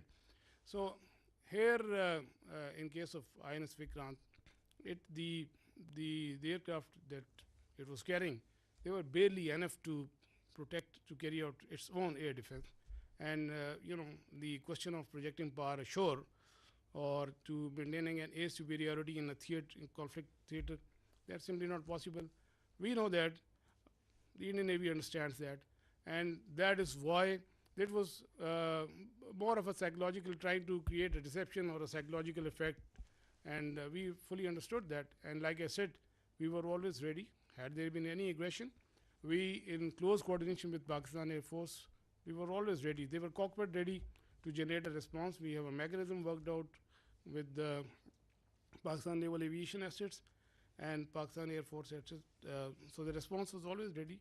And this is simply, let me say it politely. I did mention that as a professional military officer, I don't want to underestimate the enemy, but let me tell you candidly that INS Vikrant, with its present capability, it's effective essentially in the IO domain, and which essentially you saw that article in the Telegraph and that hype about. So essentially, its effectiveness is restricted to the IO domain, and had it not been the case, it would have projected the power ashore and it would have created some effect. So they understand the limitation, and we also understand that. Thank you very much.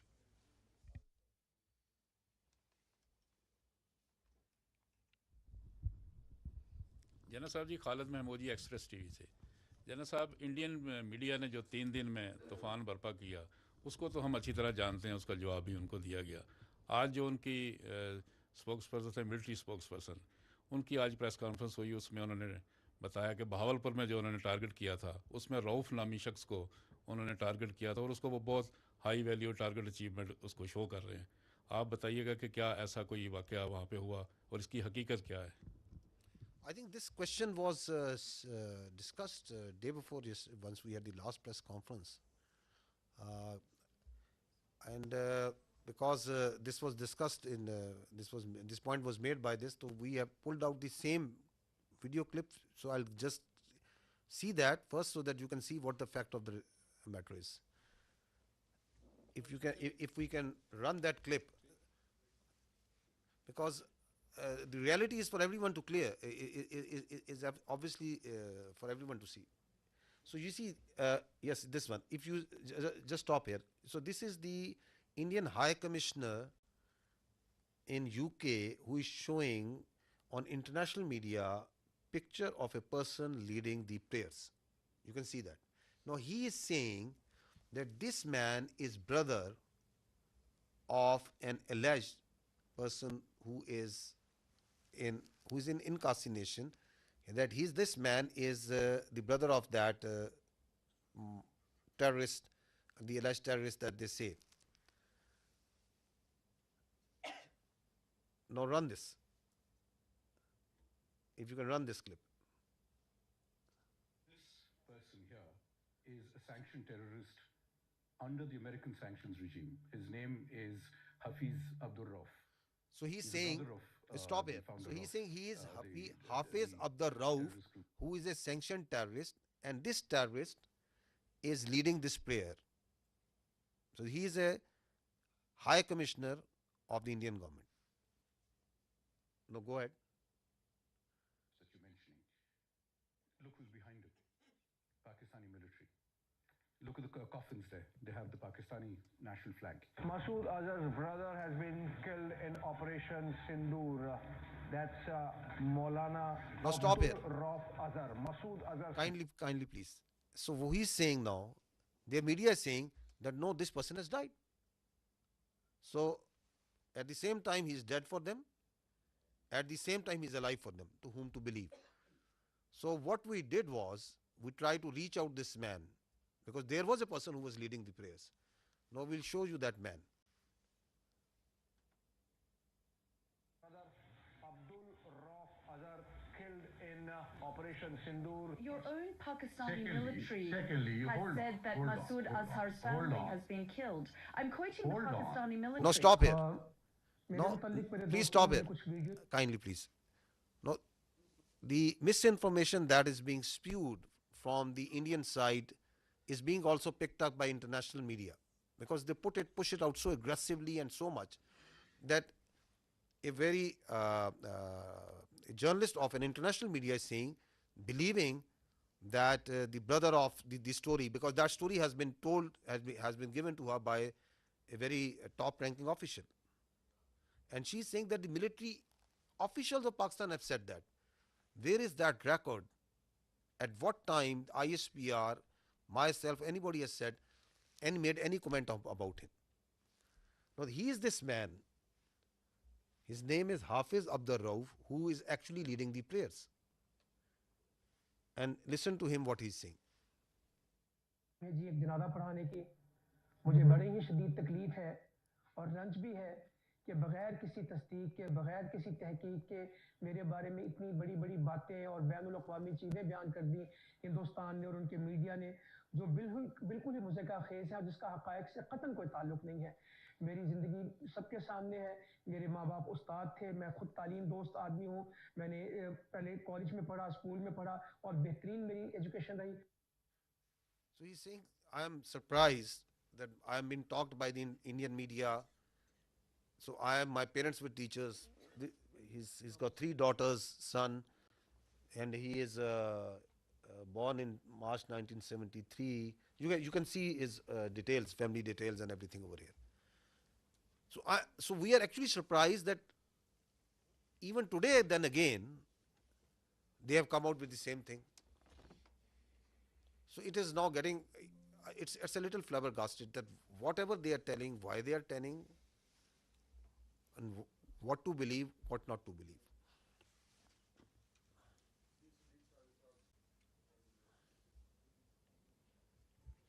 Sadiq साजा जी, एक news से रबनवाज साहब आपसे सवाल है कि अभी थोड़ी देर पहले INS विक्रांत के हवाले से बात हुई, क्योंकि इंडियन सोशल मीडिया जो था और उनका अपना मीडिया बहुत ज़्यादा हाइप क्रिएट कर रहा था, और फिर उसके बाद टेलीग्राफ की एक स्टोरी आई, फिर कराची की बंदरगाह کے حوالے سے کہ اس کے اوپر اٹیک ہونے والا ہے. پھر آپ دیکھتے ہیں کہ انڈین نیوی جو ہے وہ ہم سے 3 گنا وہ بڑی ہے. تو لیکن آپ نے یہ بھی کہا کہ ہماری جو فورس جو ہے وہ خاموش فورس ہے. تو کیا یہ جو خاموشی تھی کسی طوفان کا پیش خیمہ تھی جس کی وجہ سے وہ اٹیک نہیں کر سکے؟ کیونکہ ادھر تو لڑائی ہو رہی تھی اب آرمی کی بھی اور فضائیہ کی بھی. جی بہت شکریہ. وہ انڈین میڈیا نے تو آپ نے دیکھ لیا تھا کہ وہ کراچی پہ وہ اور باقی بھی لاہور کی بندرگاہ پہ بھی قبضہ کر لیا تھا جو آپ نے دیکھا اس پہ. تو وہ تو let's keep that aside. So again میں نے کہا نا کہ یہ بھی جو ٹیلی گراف کی بھی جو ساری یہ انفارمیشن آپریشنز ہیں اور جو میں نے آپ کی کیپیبلٹی بتا the end Indian navy also understands کہ اس کی کیا کیپیبلٹی ہے. اور اس کی فار ایگزامپل کراچی سے قریب لے کے آنا 400 میل میں میں نے آپ سے کہا even at that range and if it comes even closer so that makes it extremely vulnerable. They understand it perfectly well. ایک تو جو کوآرڈینیٹڈ تھریٹ ہے naval air arm and Pakistan air force جو جنریٹ کرتی ہے وہ, اور ایون جو ہماری سب سرفس ایلیمنٹس ڈپلائڈ تھے تو وہ دے فلی انڈرسٹوڈ ایٹ آل ٹائمز کہ کیا تھریٹس ہیں. لیکن ظاہر ہے کہ میں نے جیسے کہا کہ جو وار کی پروسیکیوشن ہوتی ہے that's not an isolated service matter, that is coordinated at all 3 services level. تو وہ اس میں جو ڈیسیژن میکنگ ہوتی ہے وہ اسی حساب سے ہوتی ہے. اور لائک یہ میں نے کہا نا آئی او ڈومین میں جیسے آپ نے ٹیلی گراف کا ذکر کیا اور پھر وہ ایک تھوڑی سی تشویش سی پہلی تو وہ more of I O domain میں تھا. وہ تو جب اس سے بہت پہلے بھی جو ہے around I think 23 26 of April بھی جب وہ کاروار سے نکلا تھا تو اسی دن وہ کراچی پہ پہنچ بھی چکا تھا. تو وہ بھی اس دن آپ نے ان کی میڈیا میں دیکھا ہوگا. تو وہ یہ سب اسی آئی او ڈومین میں تھا. اور capability they all understand and while I am not undermining لیکن I am just be factually correct. We understand we have our plan ready. اور مطلب اگر کوئی ایڈونچرزم کی طرف آتا ہے تو we will take them down. Thank you very much. Sir اس میں جو آپریشن ابھی لانچ کیا گیا تھا اس میں کافی اسلامک ٹرمنالوجیز یوز کی گئیں, بنیان و مرسوس جو انڈین میڈیا سے تو پروناؤنس بھی نہیں ہو رہا تھا. اس کے علاوہ فالمغیرات صبحن یہ صبح کے وقت اٹیک کیا گیا جو کہ ایک سنت تھا. تو یہ کس کی کیا حافظ صاحب کا آئیڈیا تھا, یہ کس طرح پلان ہوا ہے؟ دیکھیے پاکستان کی جو افواج ہے, پاکستان کی جو فوج ہے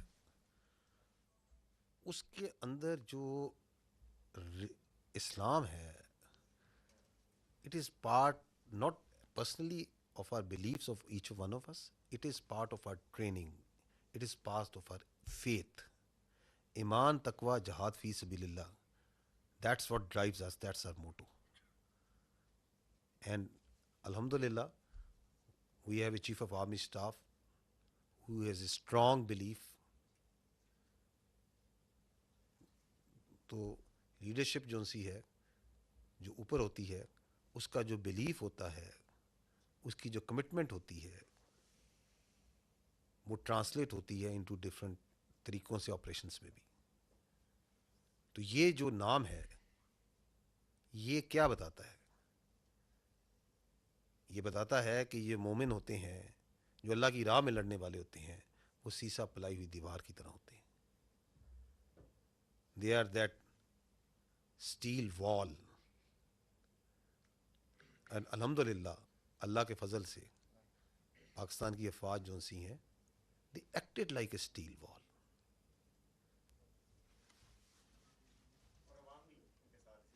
جی بغیر کسی شک کے, میں نے اس لیے شروع میں کہا کہ سب سے پہلے ہم اللہ سبحانہ و تعالیٰ کے آگے سجدہ کرتے ہیں, شکر کرتے ہیں, پھر ہم پاکستان کے عوام کا, پاکستان کے یوتھ کا, پاکستان کے میڈیا کا, پاکستان کے سیاستدانوں کا, تمام پولیٹیکل پارٹیز کا, اس وقت جو ہماری پولیٹیکل لیڈرشپ ہے ان کی حوصلہ مندی کا. یہ جو آپ نے رسپانس دیکھا ہے it is the all elements of national power. How quickly they came, how quickly they gel together and they were all that steel وال.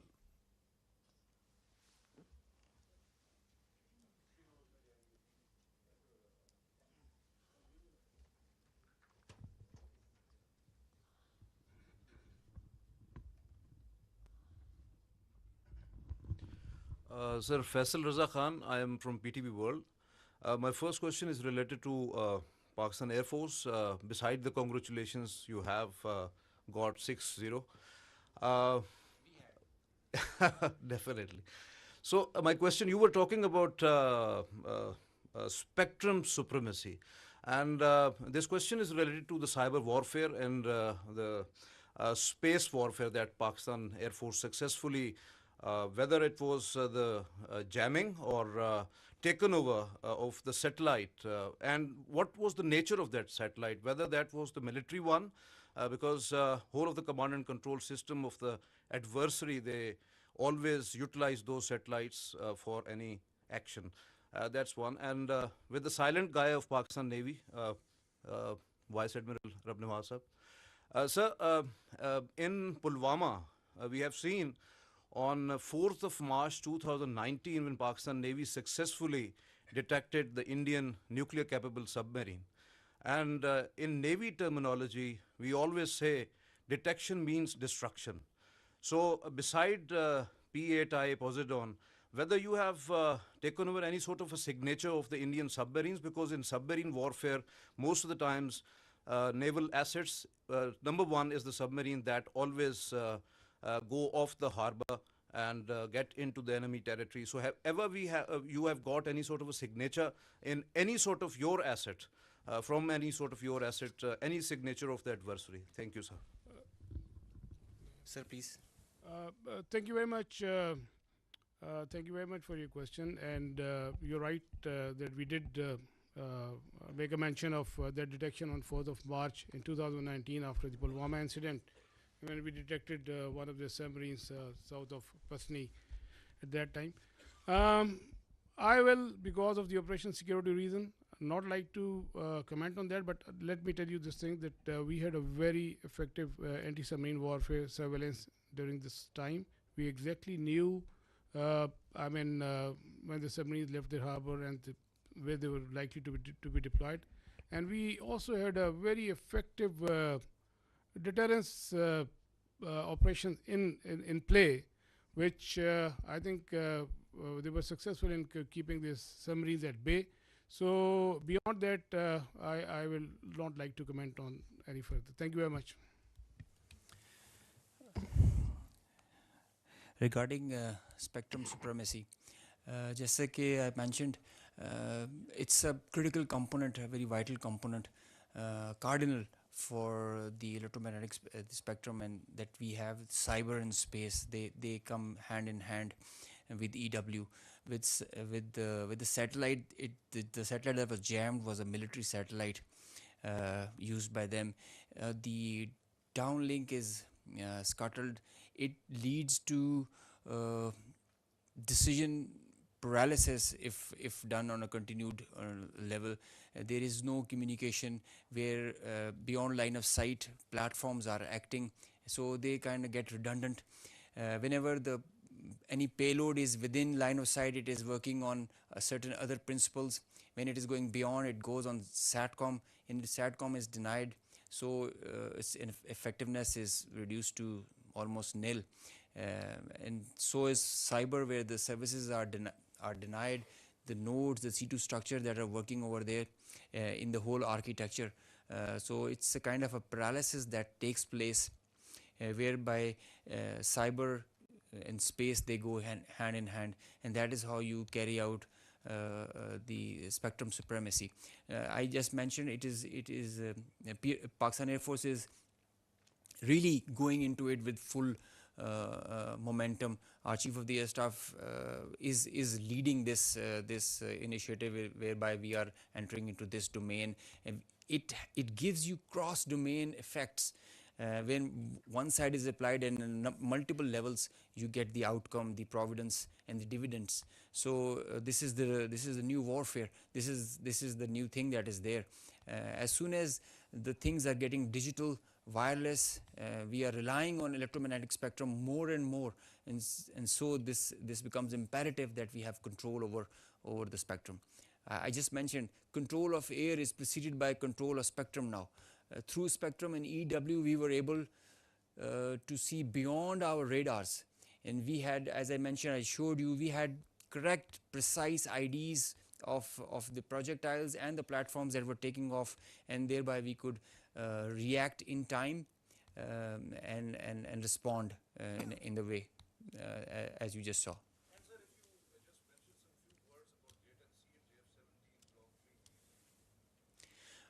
JF-17 is a very potent platform. Pakistan is employing them very effectively, as you just saw. JF-17 is the pride of Pakistan, and the Block 3 has added potential, enhanced combat potential and effectiveness with the payloads that it carries. All these targets that were engaged were done by JF-17 Block 2 and 3. It has the ESA radar. So J10 is a very good thing. As you saw, it's not the fact that the Rafale is a bad plane. Rafale is a equally potent, very potent aircraft. I mean, if employed well, but it's how you're, with all in all fairness and jokes aside, it's all the training. I think it's the, as mentioned, the direction, the leadership that propels you in that direction, gives you confidence, and the support of the nation. That's the foundation the Pakistan Air Forces and the armed forces are standing on. The support of the nation, and the way you look at us right now and always do, this is what drives us. This is what drives us. Thank you.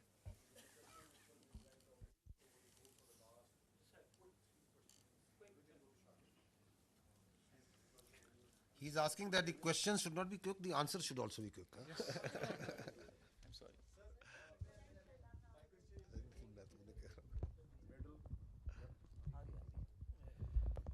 Sir आज Indians की तरफ से press conference की गई थी, उसमें इतराफ़ किया गया जब उनसे पूछा कि राफेल गिरा है तो उन्होंने कहा कि जंग में नुकसानात होते रहते हैं, तो दुश्मन की तरफ से इतराफ़ करना कितना उसका इम्पैक्ट है। दूसरा सवाल ये है कि सर एक दिन पहले जब नायब सदर से सवाल किया गया कि इंडियन पाकिस्तान कशीदगी चल रही है, तो उन्होंने कहा it's none of our business, लेकिन वो क्या हुआ कि एकदम से उनका बिजनेस भी हो गया और उन्होंने मोदी की कॉल भी की, कहा जा रहा है क्योंकि सेंसिटिव इन्फॉर्मेशन उनके साथ लग गई थी। तो क्या नेशनल कमांड अथॉरिटी की जो मीटिंग थी उसके बाद हालात बदल गए, जज्बात बदल गए?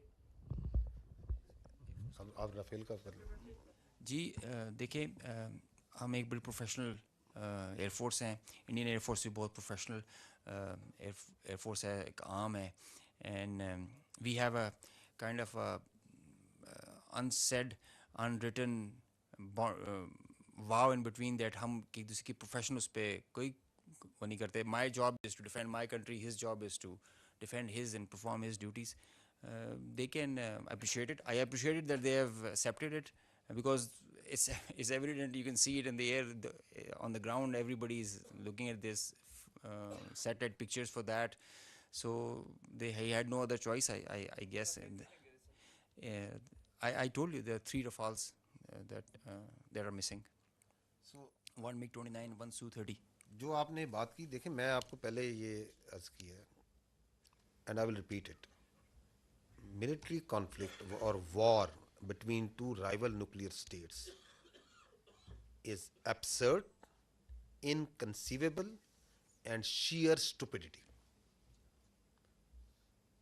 So, once the India thinks that it wants to carve out space for war between India and Pakistan, it is not carving out space for war. It is a recipe for mutual annihilation. Therefore, there is no space for war, and the world knows it. And you saw it. In this conflict, Pakistan exercised escalation control.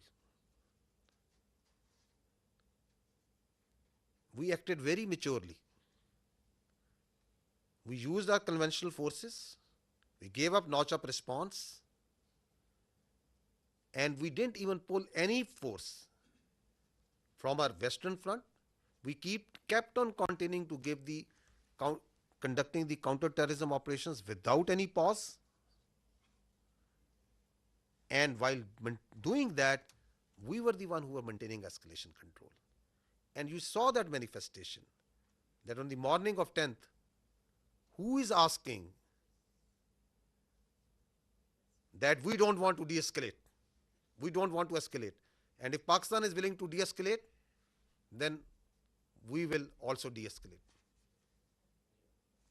Who is asking that? Publicly. So the escalation control was with Pakistan. We were acting very maturely, and we understand that this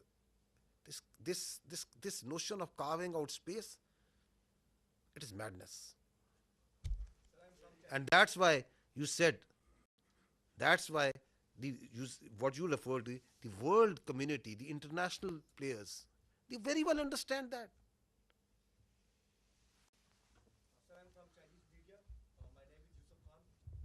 So my question is that, sir, there is a news on foreign media and also on social media. Sir, my name is Yusuf Khan. I am from Chinese media, CCTV. Sir, there was a news on foreign media and also on social media that Pakistani Air Force entered the Indian airspace. I just want to know this, sir. Okay, let me answer you before the AVMs gives you the specific. Please, if we have to stay away from what's all coming on media and social media. If we go as per the conduct of this military conflict by the media and social media, then there were 15 attacks that Pakistan made. Karachi is already burned. Quetta is gone. And God knows what all has happened. There's a female pilot also in our captivity.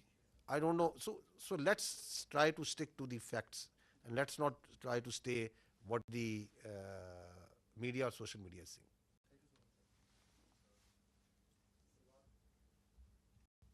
Salman from Bold News. My question is for AVM. Chota sa quick question hai. What was the difference between PAF and IF engagement? Is what only JTNC or something else?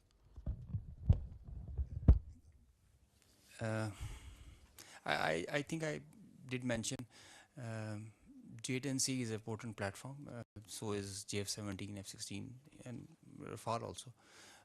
It's how you employ them. It's a training. I think it is a training. It is the mindset. It is the mindset of our pilots. The aggressive mindset that we take.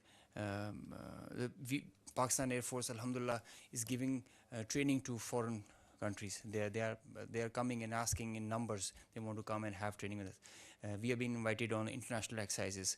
The kind of level of training we have is remarkable. So I can say with great conviction that the difference was in the mindset, in the leadership, in the whole architecture.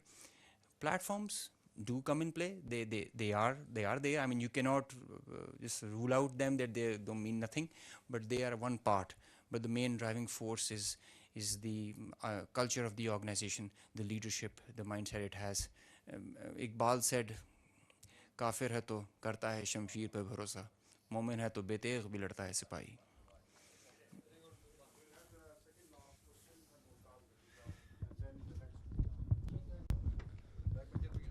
जल साहब, वैसे तो पहलगाम के फ़ौरन बाद जो disinformation operation launch किया गया था इंडिया की तरफ से इस कॉन्फ्लिक्ट के ऊपर, वो उससे सारी दुनिया आगाह हो चुकी है, मगर एक इंतहाई गैर जिम्मेदाराना ख़बर जो वहाँ पे फैलाई गई और फैलाई जा रही है वो यह है कि हमारी न्यूक्लियर फैसिलिटी को करियाना के करीब जो है उन्होंने हिट किया है। आल्दो हमें तो मालूम है कि ये फॉल्स है, मगर इंटरनेशनल कंजम्पशन के लिए मैं चाहूँगा कि आप अपना इसके ऊपर पॉइंट ऑफ व्यू दे दें। जी, फॉल्स है।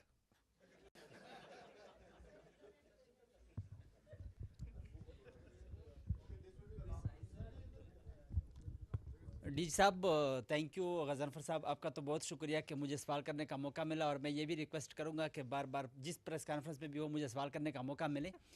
और अला नूर वज़ीर हूँ, मशरिक पेशावर ग्रुप से। मेरा सवाल ये है कि भारत और पाकिस्तान दोनों एक दूसरे पर दहशतगर्दी के इल्ज़ामात लगा रहे हैं, तहफ़्फ़ुज़ात। तो ये इल्ज़ामात या तहफ़्फ़ुज़ात कैसे दूर किए जा सकते हैं? मिल बैठ कर किरदार अदा करना चाहिए दोनों ममालिक को। और दूसरा सवाल मेरा ये है कि अगेन अगर मतलब इस तरह ड्रोन आते हैं तो गिराने के लिए क्या अमल है? और साथ साथ जो मतलब भारत की जानिब से आपने बात की लोगों की कि हमने लोगों को टारगेट नहीं किया, तो आपका लोगों के लिए मैसेज क्या है और फिर भारतीय आर्मी के लिए आपका पैगाम क्या है? देखें, वो जो ड्रोन है وہ 84 سے آپ کا دل نہیں بھرا جو ہم نے گرا دیے ہیں؟ جتنے آئے تھے گرا دیے, ٹھیک ہے نا, آئیں گے اور گرا دیں گے. تو آپ please there is no issue, remain totally comfortable. Whatever they will send, whatever they can send, with the support of the people of this country, these your armed forces have the capability to take them on. Absolutely no issue. جو آپ نے پہلی بات کیا کی تھی,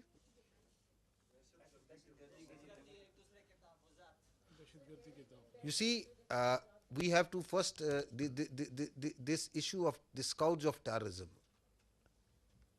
Who is facing it? It's Pakistan. Who is sponsoring it? Who is abetting it? It's India. So that's the reality. Do you think that they are conducting, they are prosecuting terrorism in Pakistan through multiple proxies? How to deal with it? How to deal with it is to gel the nation to stand together, as we have stood like a steel wall against this threat from India.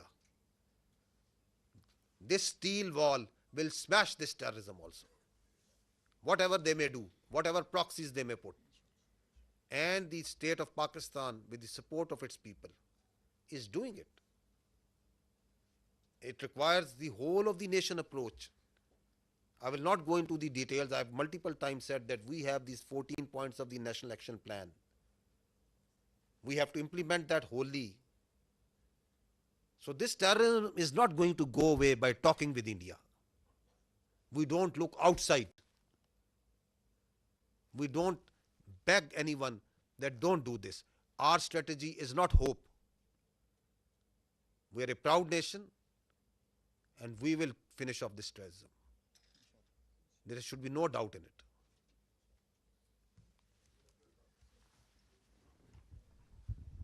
Thank you very much sir. Asghar Ali Mubarak Daily Mail سے ہوں سر. جس طرح کا ایک پاکستان نے ماشاء اللہ مشرقی side پہ جو فتح یہ حاصل کی ہے, اور قوم کی میں نے دیکھا ہے کہ خوشیوں سے ان کی آنکھوں میں آنسو بھی, لیکن دل ان کا جو ہے آپ کی آرم فورسز کی وجہ سے بہت جو ہے وہ دعائیں دے رہا ہے. تو کیا ہم مغربی سائڈ پہ بھی اسی طریقے سے اس جو مومنٹم ہے اس کے ذریعے دہشت گردی کے اوپر قابو پا لیں گے, جس طرح بلوچستان کے اندر, جس طرح کے پی کے اندر ہم دیکھ رہے ہیں کہ مختلف ایریا کے اندر, تو ہم یہ سمجھ سکتے ہیں کہ یہ جو مشرقی سائڈ کے اوپر جو اتنی بڑی فتح یابی حاصل کی ہے, اس سے پاکستان کافی عرصے سے حالت جنگ میں ہے, تو اس کو بھی ہم اسی طرح جو ہے فتح یاب سے ہمکنار کریں گے. میں یہی عرض کروں گا, اس دہشت گردی کو پہلے تو اول یقین رکھیں کہ ہم اس پہ قابو پائیں گے, قابو پا لیں گے اللہ تعالیٰ کی مدد سے اور نصرت سے. اس کی کچھ وجوہات ہیں. اس کی وجوہات یہ ہے کہ ہم سچ پہ, ہم حق پہ ہیں. ان کی یہ جو آئیڈیالوجی ہے, پرورٹڈ آئیڈیالوجی ہے, یہ اسلام نہیں ہے. اس کا اسلام سے, دین اسلام سے, اس کا انسانیت سے, اس کا پاکستانیت سے کوئی تعلق نہیں ہے. اس کا ہمارے رسم و رواج سے کوئی تعلق نہیں ہے. مظلوم کو مارنا, خود کش دھماکے کرنا, مسجدیں اڑانا, کڈنیپنگ کرنا فار رینسم, بھتہ خوری, اسمگلنگ, اس کا کیا تعلق ہے اسلام سے؟ اس کا کیا تعلق ہے انسانیت کے ساتھ؟ تو we are on the right, the nation is on the right. You have a battle hardened army. what we just need is that we stand together the way we have stood together. And this nation, for its survival, for its prosperity, is standing together. آپ کو نظر آ رہی ہے یہ قوم متحد, اکٹھی, ایک عزم, ایک چمک, ہمیں نظر آ رہا ہے, آپ کو نظر آ رہا ہے. اعتماد, باوجود تمام کوششوں کے کہ دراڑ ڈالی جائے اس ملک کے اداروں میں, اس ملک کی افواج میں اور عوام میں, کس طرح متحد ہوئی ہے قوم؟ کیونکہ ہمیں پتہ ہے کہ ریاست ماں ہوتی ہے. اس ماں, اس ریاست کی چھت تلے ہم سب نے پلنا بڑھنا ہے. کوئی تھوڑا کم پال لے گا, کوئی تھوڑا زیادہ پڑھ لیتا ہے, کوئی امیر ہو جاتا ہے, کوئی غریب ہوتا ہے, جس طرح خاندان میں بھی فرق ہوتے ہیں. But doesn't make us that we start fighting with each other. So our unity, our resolve has been strengthened and will continue to be strengthened. And we will take on this terrorism. اور ہمیں یہ بھی پتہ ہونا چاہیے کہ یہ بھی اسی دشمن جس نے ابھی کنونشنلی ہم پہ اٹیک کیا ہے، یہ بھی اسی کی لگائی ہوئی آگ ہے، یہ بھی اسی کی مکاری ہے. تو کیا ہم اس کو اگر وہاں مات دے سکتے ہیں تو اس کی اس مکاری کو مات نہیں دے سکتے؟ بالکل دے سکتے ہیں، اور دے کے دیں گے انشاءاللہ تعالی.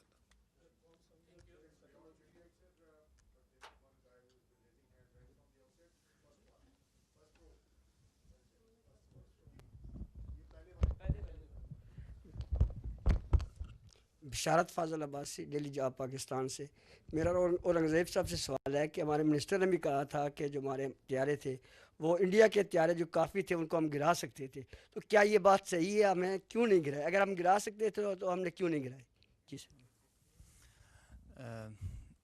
دیکھیے I did mention escalation management and how you envisage and you plan the whole conflict. It is not reactive, it's proactive hota hai. So it is not also trigger happy also. So the principles give you direction and accordingly aap usko enact karte in the whole architecture. It's not firing at will. There is a prudent thought and a strategy behind it. Yes, we could have fired more. Yes, we could have had PATI along with Navy. But there is a greater design behind it. اور ہم ایک بڑی constraints کا مظاہرہ کرتے ہیں because there از اس میں ایک سینٹی پریویل کرنی چاہیے. At least one side should practise it. دیکھیں میں اس میں دوبارہ یہ ایڈ کرنا چاہوں گا، میں نے 2 بار یہ پہلے کہا ہے، یہ دونوں نیوکلیئر طاقتیں ہیں، دونوں ممالک، ان کے درمیان جو جنگ ہے وہ ایک حماقت ہوگی. 3 ورڈ میں نے استعمال کیے: ایبسرڈ، انکنسیویبل، شیئر اسٹوپڈیٹی. اب اگر اس میں سے ایک پارٹی جون سی ہے وہ اپنے کسی وجوہات کی وجہ سے، کسی گھمنڈ کی وجہ سے، کوئی اپنی پولیٹیکل اس کی اپنی کوئی خواہشات ہیں جن کو اچیو کرنا چاہتا ہے، we don't want to get into there. If he trying to carve out a space تو وہ آگ سے کھیل رہا ہے. اس میں میچور پارٹنر کون ہے؟ میچور پلیئر ہم ہیں. اور آپ نے اس پورے پروسیس میں دیکھا جو اس طرح اے وی ایم اورنگزیب نے کہا کہ ایسکلیشن کو کنٹرول ہم کر رہے تھے. And the world knows it that how responsibly, how much with restrain. اگر آپ نے میری بات چیت سنی، ہم نے کہا we acted in a very deliberate, precise but restraint manner. اپنی جو ہماری کلچر ہے، جو ہماری ٹریننگ ہے، جو ہمارے ایتھوز ہیں، اس کے مطابق سولینز کو ٹارگٹ نہیں کرنا، مساجد کو ٹارگٹ نہیں کرنا، پلیسز آف ورشپ کو ٹارگٹ نہیں کرنا. صرف اس کو ٹارگٹ کرنا ہے جو ہم پہ حملہ آور ہوا ہے. تو there is lot that is at play. You are not a trigger happy army. We are a peace loving nation. We want peace within and without. ہم صرف اگریشن کو جواب دیتے ہیں اور پھر ٹکا کے دیتے ہیں تاکہ کسی کی دوبارہ مجال نہ ہو ہماری طرف آنکھ اٹھانے کی. ہوگی تو پھر ہم آنکھ نکالیں گے.